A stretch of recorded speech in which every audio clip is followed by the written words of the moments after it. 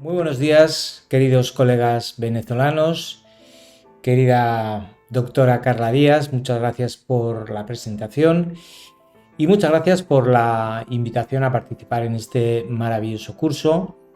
En fin, ¿qué voy a decir? Es una pena que no podamos disfrutar de todos vosotros personalmente, pero creo que se ha hecho un gran esfuerzo para humanizar este encuentro y desde aquí mi enhorabuena a todo el comité organizador y por supuesto mi agradecimiento por su amable invitación. Invitación concretamente para hablar de un tema en el que, bueno, me siento afortunado de estar trabajando desde hace muchísimos años, que es el de la formación, el de la capacitación en cápsula endoscópica. Y es que es un tema verdaderamente controvertido. No sabemos muy bien quién se debe formar, cómo se debe formar, si realmente la formación en cápsula endoscópica es necesaria, y es por ello que aquí estoy para tratar de contestar todas las dudas que van surgiendo al respecto en una presentación que espero disfrutéis. Bien, y como todos sabéis, la cápsula endoscópica en estos momentos es una herramienta, se ha convertido en una herramienta de primera línea para el estudio del intestino delgado. De hecho, se han hecho ya más de 3 millones de procedimientos en todo el mundo y en estos momentos se puede decir que la indicación principal, quizás no por mucho tiempo, es la hemorragia digestiva de origen oscuro. Es decir, en resumen, creo que a día de hoy, en el presente, podemos decir que la cápsula endoscópica goza de una gran presencia en todos los servicios de gastroenterología en el mundo. Claro está, esto lo que está haciendo y lo que se prevé que vaya a ocurrir en un futuro próximo es una gran demanda de procedimientos en nuestras unidades de endoscopia, en nuestras unidades de cápsula endoscópica. Y es que la cápsula no solamente está siendo muy efectiva, sino que además cuenta con una gran aceptación, tanto entre médicos como entre pacientes. Yo creo que este es su verdadero punto fuerte. Es muy efectiva, es muy segura, pero lo que es muy bien aceptada tanto entre médicos como entre pacientes. Esto es verdaderamente importante. Además, a corto plazo, ¿qué es lo que esperamos? Esperamos indicaciones emergentes, como por ejemplo es la enfermedad inflamatoria intestinal. Yo me atrevería a decir que la enfermedad inflamatoria intestinal será la principal indicación a corto plazo, sustituyendo a la hemorragia digestiva de origen oscuro. Además, se están desarrollando constantemente nuevos prototipos de cápsula endoscópica que van a seguir aumentando esta demanda de procedimientos. Cápsula de colon, la cápsula de Crohn, etcétera, etcétera. ¿Y esto en qué se resume? Pues si en el presente decíamos que hay una gran aceptación de la cápsula en nuestros hospitales, esto en el futuro a corto plazo, ¿qué va a crear? Va a crear una gran demanda de procedimientos. ¿Y cuál es el problema en este sentido? El problema en este sentido es muy claro. Esta gran demanda de procedimientos no se está viendo satisfecha, no se está viendo cubierta por la presencia de doctores o doctoras capacitados o capacitadas para leer cápsula endoscópica. Hay muy pocos médicos formados en cápsula endoscópica. Fijaos, este es un dato que ha salido publicado recientemente en un paper inglés. Y es que en menos de un 10% de los residentes, los que verdaderamente van a formar parte de los equipos de gastroenterología o de pediatría, pues menos de un 10% de los residentes se forman en cápsula endoscópica. ¿Por qué ocurre esto? Yo creo que esto ocurre, entre otras cosas, porque formar a alguien en cápsula endoscópica en el día a día de nuestros hospitales es muy complicado. Tened en cuenta la presión asistencial que tenemos y tened en cuenta que para ver un vídeo de cápsula endoscópica con alguien, lo tenemos que tener detrás, tenemos que parar, tenemos que ir a su ritmo, etcétera, etcétera. Y esto pues no es viable. Y no es viable además porque no solamente basta con un vídeo, ¿no? Sino que hay que superar una curva de aprendizaje. Y esto es inviable en el día a día. Y es por ello que la demanda de procedimientos no se está viendo satisfecha por personal cualificado en la lectura de vídeos con cápsula endoscópica. Y bien, ¿cuál es la solución? ¿O qué plantean las diferentes sociedades científicas? Pues claramente entramos en la formación, en el terreno de la capacitación en cápsula endoscópica. Fijaos, la mayor parte de las sociedades hablan de capacitarse en las técnicas endoscópicas. No hablo solamente de la cápsula endoscópica, hablo de las técnicas endoscópicas en general, de la colonoscopia, de la gastroscopia, de la CPR, de la endoscopia, etcétera, etcétera. Y está todo muy bien estructurado. Sin embargo, en cápsula endoscópica todavía no hay un paper definitivo que valore o evalúe de qué manera hay que formarse en cápsula endoscópica. Bien, pues dicho esto, yo me planteo 3 dudas, ¿no? O creo que todo el mundo se plantea 3 dudas. Uno, si realmente es necesario formarse en cápsula endoscópica. No quiero plantear la pregunta de si la técnica requiere formación específica, etcétera, etcétera. Lo que estoy planteando es si con los conocimientos que tenemos de endoscopia no podemos ir a ver una cápsula endoscópica, ¿no? Esa es la pregunta. ¿Es necesario realmente formarse en cápsula endoscópica? Punto número 2. ¿A quién hay que formar? ¿A todo el mundo? ¿A todos los especialistas? ¿A aquellos que solo tienen ganas? ¿A quién hay que formar en cápsula endoscópica? Y sobre todo, punto número 3, ¿de qué manera? Vamos a intentar contestar a estas 3 preguntas fundamentales. En primer lugar, ¿es necesario formarse en cápsula endoscópica o con los conocimientos que ya tenemos de endoscopia podemos saltar directamente a la cápsula endoscópica? Bien, fijaos, en este paper ya recogemos, es un paper multicéntrico europeo, ya recogemos todas estas preguntas, ¿no? Y la respuesta es muy evidente. La cápsula endoscópica requiere, al igual que el resto de las técnicas endoscópicas, la formación específica de los gastroenterólogos que quieran llevar su camino o que quieran incluir la cápsula endoscópica en su arsenal diagnóstico. Por 3 motivos, fundamentalmente.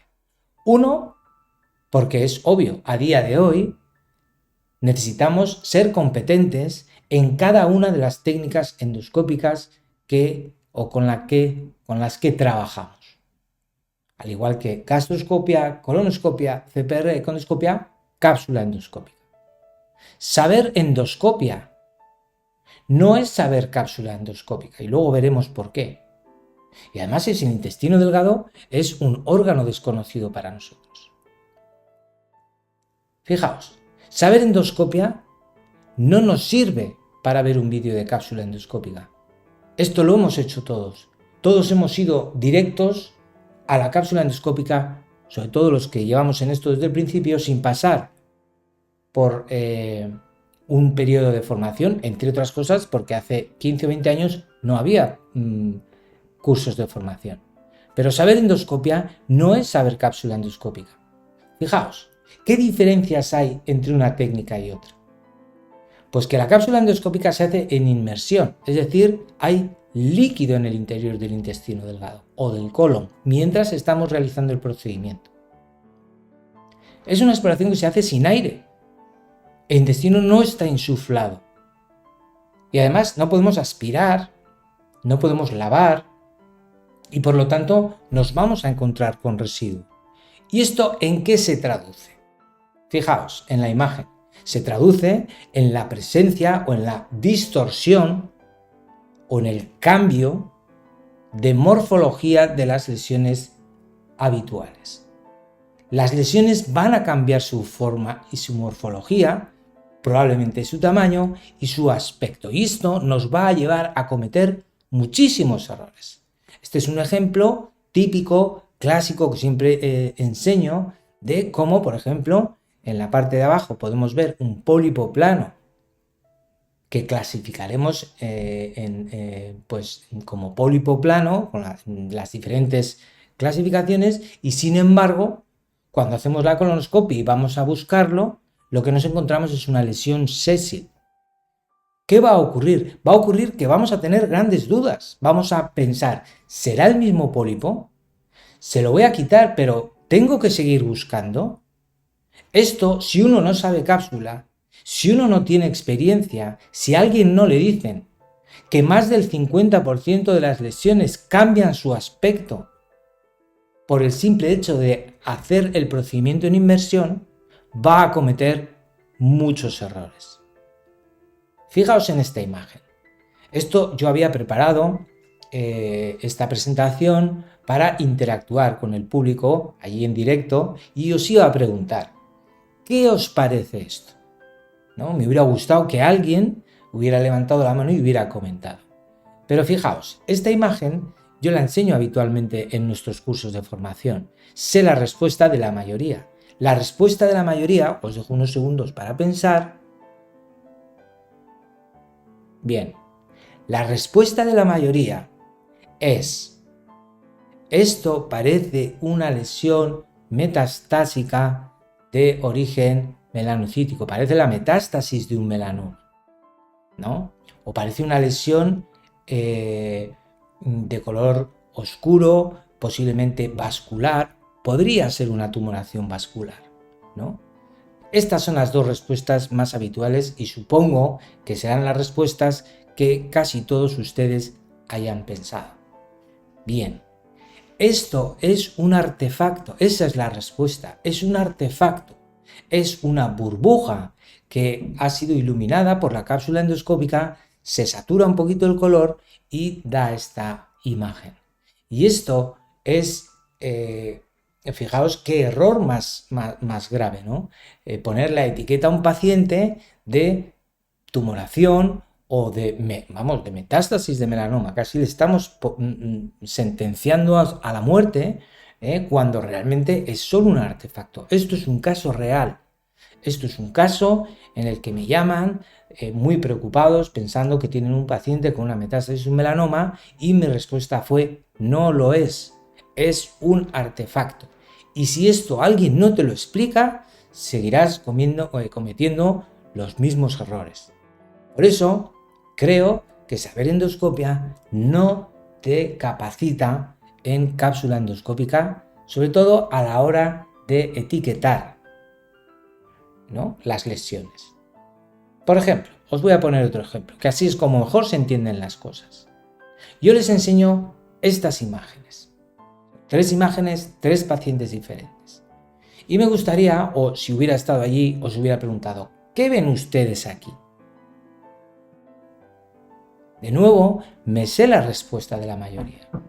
La mayoría pensará que se trata de una tumoración estenosante, se trata de una invaginación intestinal o algo similar, ¿no? Por el aspecto redondeado, submucoso, tiene un aspecto feo, una estenosis por AINES o por enfermedad inflamatoria intestinal. Bien, no voy a dar la respuesta de momento, pero lo que sí os voy a decir es que, ojo, ¿hacia dónde viaja la cápsula en el intestino? ¿Viaja con sentido estómago, intestino delgado, o sea, mirando hacia el colon, mirando hacia la válvula ileocecal? ¿O viaja mirando, digamos, hacia el píloro, hacia el duodeno? Bueno, pues puede viajar de las dos maneras y además no necesariamente siempre en la misma exploración de la misma manera. Es decir, durante una exploración la cápsula puede dar vueltas y puede dar varias vueltas. Y esto implica que podemos encontrarnos lesiones que habitualmente nosotros no vemos con visión frontal, ¿no? Como por ejemplo es este caso. Esto es el píloro visto desde el bulbo duodenal. La cápsula ha dado la vuelta y nos ha hecho fotos del píloro desde la válvula ileocecal, desde el duodeno, desde el bulbo duodenal. Y esta es una imagen, o estas son unas imágenes a las que no estamos acostumbrados. Nosotros no estamos acostumbrados a ver el píloro y otras estructuras anatómicas en retroversión, o como me gusta decir a mí, con el espejo retrovisor. De nuevo, si alguien no te explica esto, vamos a cometer muchos errores. Esto es lo que suele ocurrir. Nosotros tenemos una estenosis, la cápsula, o sin estenosis, la cápsula se da la vuelta y nos vamos a encontrar estructuras anatómicas que no estamos acostumbrados a ver. Por otro lado, puede existir el ejemplo que tenéis en pantalla. Puede haber una estenosis, la cápsula puede viajar dada la vuelta, no llegar al ciego, es decir, tener una exploración incompleta sin ver una estenosis clara. ¿Qué ocurre? Que si alguien te lo ha explicado, sabrás que la cápsula puede viajar dada la vuelta, se puede quedar impactada en una estenosis. Al estar dada la vuelta no la vamos a ver, pero si hay signos indirectos como la dilatación luminal, como la presencia de una mayor cantidad de residuo, como la peristalsis de lucha, signos indirectos que nos van a hacer pensar en esta posibilidad. De nuevo, si nadie te lo ha explicado, cometeremos un error. Además, y algo yo creo que bastante lógico, ¿no? Estamos enfrentándonos a un órgano completamente nuevo para nosotros. Nosotros no conocíamos el intestino delgado. Nosotros conocíamos los primeros tramos del intestino delgado como es el duodeno. Sin embargo, no el yeyuno y no el ilion terminal o el ilion preterminal y terminal. Nosotros no conocíamos prácticamente el 90% del intestino delgado. ¿Y qué ocurre en el intestino delgado? ¿No? Ocurren lesiones, ¿cierto? Hay lesiones bastante parecidas, como son las angidisplasias, etcétera, etcétera, pero la mayor parte de las lesiones que vamos a encontrar en el intestino delgado son lesiones nuevas para nosotros. Metástasis de carcinomas, divertículos, el Meckel, ¿no? La presencia de parásitos, lesiones completamente nuevas para nosotros que si no hemos visto antes o que si nadie nos ha contado, pues posiblemente erraremos. ¿Cómo me gusta a mí decir que hay que interpretar las imágenes? Pues hay que tipificarlas, clasificarlas, es decir, ponerle un nombre y unos apellidos, qué tipo de lesión estás viendo, estimar su tamaño y estimar su localización. ¿Cómo estimamos el tamaño y la localización de las lesiones que vemos? Bueno, pues esto es algo que alguien te tiene que enseñar. Lamentablemente, los que somos autodidactas, porque empezamos desde el principio, pues nos hemos tenido que equivocar muchas veces. Por eso ahora, ¿no? La gente que quiere aprender cápsula endoscópica debe aprovecharse de todos los errores que cometimos en el futuro y acudir a los cursos que organizamos. Fijaos, en cuanto a la tipificación de las lesiones, ¿qué estamos viendo en la imagen? ¿Cómo me gustaría estar allí y preguntaros en directo? Pero ¿qué veríais en la imagen? Fijaos, yo ya sé lo que estáis pensando, porque esto se repite, estas imágenes yo las he enseñado muchas veces. La imagen primera es una invaginación intestinal. ¿Cuándo hemos visto antes una invaginación intestinal endoscópicamente? Pues nunca. Alguno dirá, uy, pero eso se parece a la imagen que he enseñado antes del píloro. Sí, ¿cuál es la diferencia entre esta imagen y la que he enseñado antes del píloro? Pues que lo que es la zona invaginada, entre comillas, esta zona de aquí, tiene vellosidades. Tiene vellosidades idénticas a las que se observan en el tejido circundante. ¿Y esto qué quiere decir? Esto quiere decir que estamos en intestino delgado. La mucosa del píloro es mucosa gástrica. Es una mucosa lisa, es un epitelio glandular, no tiene vellosidades. De ahí la diferencia. Si no te lo cuenta alguien, cometerás un error el día que lo tengas que diagnosticar. La imagen del medio, pues ya sé lo que vais a decir, o muchos decís que puede ser una hiperplasia folicular linfoide, otros dicen que es un posible linfoma, otros dicen que es una poliposis, etc. Fijaos que hay tres diagnósticos tan diferentes. Esto es un linfoma folicular, es un linfoma nodular, Estas lesiones se ven en tramos proximales. Cuando se ven en tramos distales, normalmente es una hiperplasia folicular linfoide. Y si alguien no te lo explica, error. Y la imagen de la derecha, esto normalmente veis una parasitosis, ¿no? Y no estamos acostumbrados a ver parásitos. No estamos acostumbrados a ver parásitos. Y esto no es una parasitosis, esto es fibra. Estos son restos de comida. Hay trucos para diferenciar entre un parásito y fibra. Y es que el parásito tiene una serie de características como su tubo digestivo, como la manera en la que se alimenta. Por ejemplo, algunos se alimentan de sangre, como el anquilostoma duodenal, y se ve su intestino rojo. Hay determinados trucos que nos van a ayudar a diferenciar, en la mayor parte de los casos, aquí nadie tiene la varita mágica y la precisión perfecta, pero sí tenemos trucos que nos van a ayudar a diferenciar entre una cosa y otra. ¿Qué hay del tamaño? Porque claro, endoscópicamente nosotros ya estamos acostumbrados, sabemos que sacando una pinza, teniendo una referencia, etc. ¿Qué hay del tamaño de las lesiones? ¿Cómo podemos evaluar el tamaño de las lesiones? Pues, en fin, hay trucos para poder hacerlo y no fallar nunca. Mi idea era hacer un ejercicio hoy con todos ustedes y pedir que escribieran en un papel qué tamaño, por ejemplo, en milímetros tiene esta lesión, ¿no? Entonces, os cuento lo que pasa cuando hacemos este ejercicio, ¿no? En otros cursos o en otros congresos. La gente apunta 5 milímetros, 9 milímetros, 15 milímetros, es decir, la variabilidad entre todos ustedes va a ser del 300 o del 400%, ¿vale? Porque entre 5 y 15 hay una variabilidad del 300%. Y esto no puede ser, porque cuando hacemos un informe y añadimos el tamaño de la lesión, el enteroscopista, ¿no?, que tiene que ir a buscar una lesión de 15 milímetros, si mide 5 realmente, ¿creéis que la va a encontrar? No la va a encontrar. No la va a encontrar.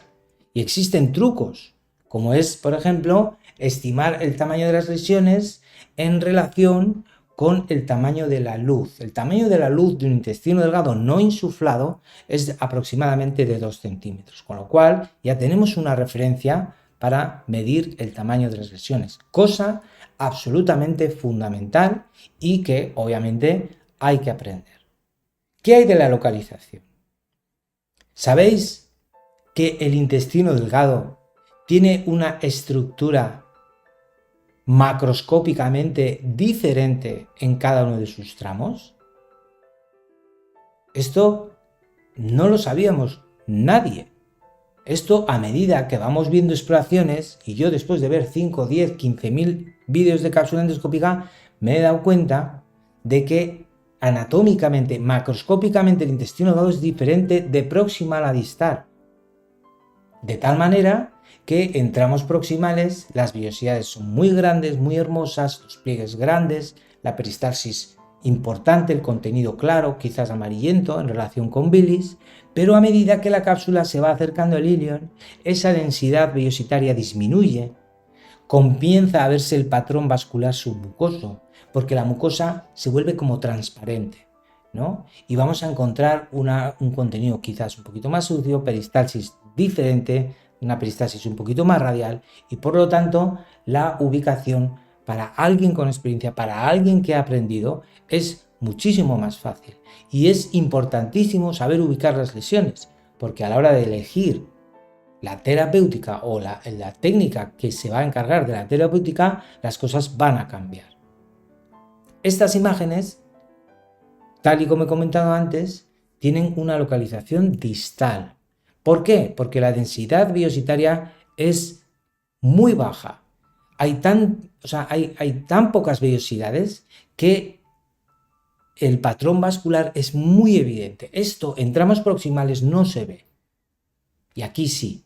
Estas imágenes posiblemente son de tramos distales, probablemente ilion terminal. Creo que con todas estas explicaciones podemos asegurar que absolutamente la formación, la capacitación en cápsula endoscópica es necesaria. No vale con saber endoscopia. Y a veces, como luego veremos, tampoco vale con saber cápsula endoscópica. Hay que hacer un curso para capacitarse. ¿A quién deberíamos de ofrecer esta posibilidad? ¿No? Este tema es muy controvertido porque, claro, a veces es difícil ir a donde alguien que sabe cápsula y decirle, mira, yo pienso que debieras de capacitarte en la técnica, porque normalmente los médicos tenemos un ego bastante, potente, vamos a dejarlo ahí, ¿no? Tenemos mucho ego y no nos gusta que nadie nos diga que no sabemos todo lo que deberíamos de saber. Pero la realidad es que los que somos o hemos sido autodidactas hemos tenido grandes lagunas en la formación. Por lo tanto, ¿qué es lo que tenemos que entender o qué es lo que yo creo que podemos sacar como conclusión de tantos años de formación?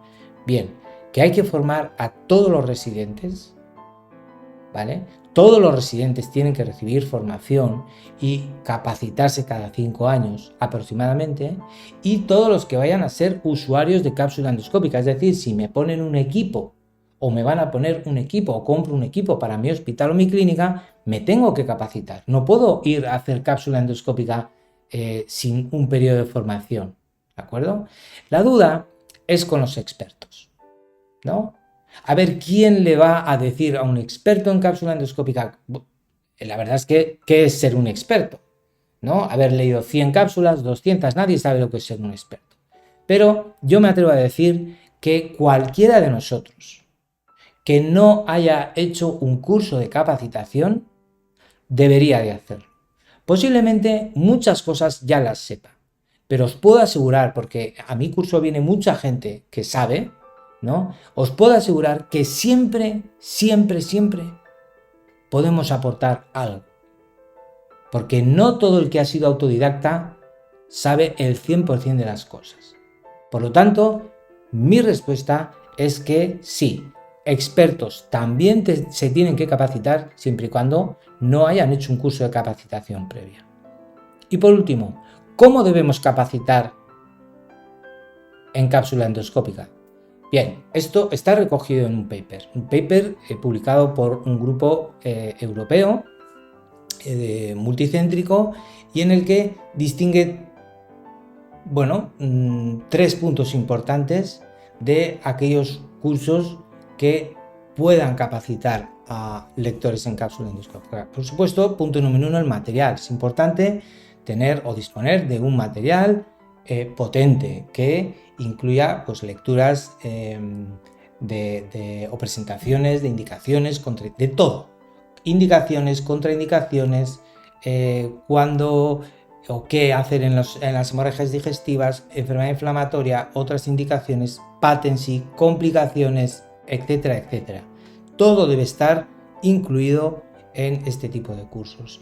La duda, tras la pandemia, es si los cursos presenciales ya tienen sentido o tenemos que ir a formatos online, ¿no? Lo que nos hemos dado cuenta es que efectivamente pues un curso presencial pues da para lo que da, es decir, para poco, y en un curso online tienes la oportunidad de explayarte más, de incluir todo lo que quieres. El problema es el contacto humano, ¿no? Que siempre se pierde un poco, y esto es una pena. Punto número 2, el hands-on, las lecturas propiamente dichas. Esto es básico, fundamental. No se puede hacer un curso sin lecturas de cápsula endoscópica, lecturas tutorizadas. Lecturas tutorizadas. Es decir, cada uno de los alumnos debiera de tener un tutor específico, porque no todos somos iguales ni no todos partimos desde el mismo punto. Por lo tanto, la tutorización debe ser individualizada, de tal manera que podamos ir superando nuestra curva de aprendizaje. El objetivo de un curso es superar la curva de aprendizaje en cápsula intestino delgado y colon. Y para esto es absolutamente fundamental hacer lecturas tutorizadas. Por supuesto, importantísimo, cursos oficiales, cursos acreditados por sistemas nacionales de salud, cursos avalados por las diferentes sociedades científicas. Nosotros siempre abogamos por los avales de las diferentes sociedades científicas, las nacionales, las internacionales y todo el que quiera avalar o reconocer nuestro curso como válido para poder capacitar a los gastroenterólogos o a los pediatras. En fin, como mensajes para llevar a casa, como conclusiones. 1. La cápsula va a continuar creciendo de una forma exponencial en los próximos años. Debemos estar preparados para esta gran demanda de lecturas en cápsula endoscópica. Debemos de estar preparados. La enfermedad inflamatoria intestinal viene pisando muy fuerte y estamos viendo que cualquier paciente, el 100% de los pacientes con enfermedad inflamatoria intestinal debe ser sometido a una exploración con cápsula endoscópica, con lo cual podéis imaginaros la avalancha de procedimientos que se nos viene encima. Debemos evitar el autoaprendizaje. Está bien interesarse por la técnica, pero vamos a ir muchísimo más rápido y de una forma muchísimo más correcta a través de cursos de formación acreditados. Esto es importante. No vale cualquier curso de capacitación. Por llevar el nombre de capacitación, no necesariamente hace lo que hay que hacer. Deberían ser cursos acreditados, avalados por sociedades científicas que den un cierto caché al material que incluye. Y por último, ¿quién debe capacitarse? ¿O a quién va dirigida toda esta presentación o todos estos mensajes? A la gente joven, a los residentes, a los que vayan a utilizar o estén utilizando la cápsula endoscópica e incluso a los expertos. Muchos expertos que están hoy sentados en el salón de actos seguramente habrán pasado por nuestros cursos y muchos de ellos tenían experiencia en cápsula endoscópica y muchos de ellos han aprendido, yo diría todos han aprendido algo. Y al ser cursos con una tutorización específica e individualizada, no importa el nivel que tengas, no vas a perder tiempo, sino que aprenderás lo que tengas que aprender, ¿no? Y solidificarás aquellos conocimientos que ya tenías.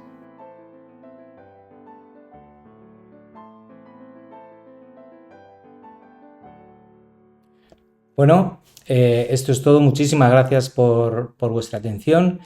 Espero que hayáis encontrado la presentación entretenida y didáctica, dado que es un tema que, bueno, pues tampoco es de los más atractivos o visuales del mundo, pero creo que absolutamente fundamental de escuchar, entre otras cosas porque es algo de lo que no se habla habitualmente en los foros de cápsula endoscópica y creo que muchas veces hay que ser autocrítico y conocer las necesidades de docencia, ¿no? En términos de docencia que cada uno tiene. Quedo abierto para cualquier pregunta que pudiera surgir y si alguien se queda con las ganas de preguntar algo o no tenemos todo el tiempo necesario, pues en la presentación habréis podido encontrar mi dirección de correo electrónico donde gustosamente pues todos ustedes serán atendidos. Una vez más, muchísimas gracias por vuestra atención, muchísimas gracias por la invitación. Me hubiera encantado estar ahí, pero sé a ciencia cierta que no nos faltarán oportunidades para vernos en el futuro. Muchísimas gracias.